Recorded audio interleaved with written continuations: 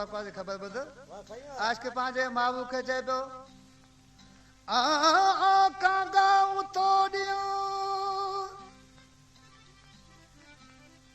से माबू रे इंसान वञण जी का पे मुंहिंजा फुर्सत न मिले कांग पखी के चए पियो तूं मुंहिंजो संदेहो खणी वञ ओ कांगा तोड़ियो हो बित चिठियूं चोरायो ओ वञी ॾे मुंहिंजे महबूबन खे मुंहिंजूं लोकों लिकाए हाणे उते वो मन पढ़ाए अल्लाह जो त सुध लहन का सूरजी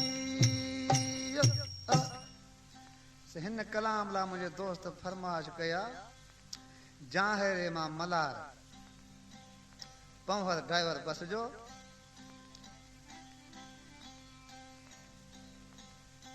ऐं कुनरी खां पारस वारो वाहिद बश्क ऐं मिर्ज़ो खान चांजो रूपाड़े खां मुंहिंजा दोस्त आहिनि रूपो रबारी जियो मुखी ऐं नाथो ओला कांगा तोड़िया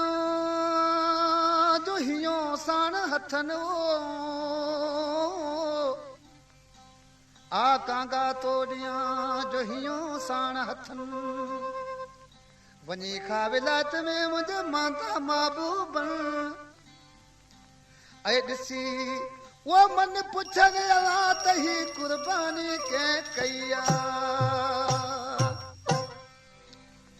उमरकोट खां चेतन कृष्णनारो ऐं मंज़ूर कृष्णनारो ये लॾे यार जानी छॾो यज वञा तो लॾे वो यार जानी छॾो यज वञी तो असां जे न मिठड़ा मिनत यज मञी तो असां जे न मिठड़ा मिनत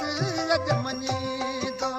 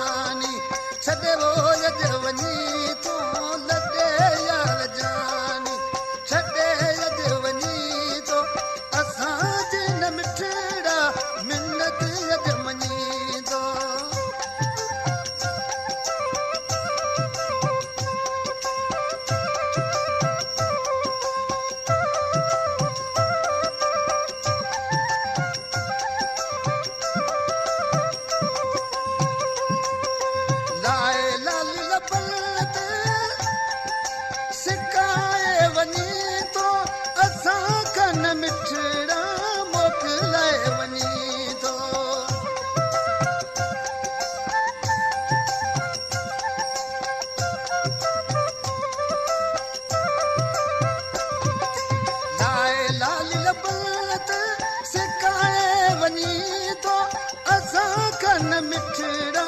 मोकिलाए वञी थो ये दुनिया जा पिताना लॻाए वञी थो दुनिया जा पिताना लॻाए वञी थो लॾे यार जानी छॾे वञी थो